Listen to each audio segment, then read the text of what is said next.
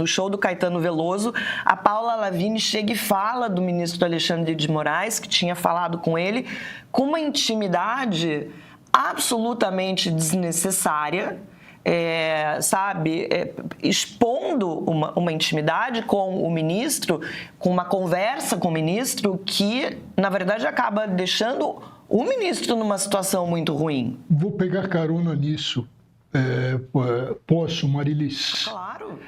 Para dizer o seguinte, pegando carona no que você está bem colocando.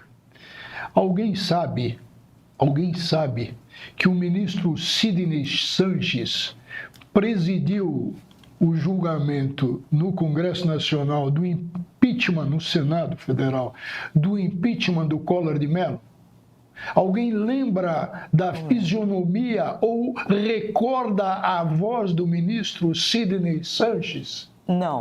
Eu concordo muito com o tanto que os ministros do Supremo Tribunal Federal se transformaram em celebridades no Brasil de uma forma completamente desproporcional. É uma crítica que muitos juristas fazem, muitos analistas fazem. Que a gente não vê em outros tribunais, cortes constitucionais, ninguém sabe quem... Exatamente. Então, principalmente até uns anos atrás, pegava-se muito o exemplo da Corte Americana, embora isso também tenha mudado um pouco por lá, porque as indicações políticas, o peso político das indicações foi ficando desproporcional. Agora, há também algumas circunstâncias no Brasil que favorecem esse ambiente, embora juízes com um pouco mais de contenção pudessem também sobreviver bem nesse ambiente, e eu já faço essa ressalva. Mas o fato de que julgamentos políticos importantes foram parar no Supremo, de que...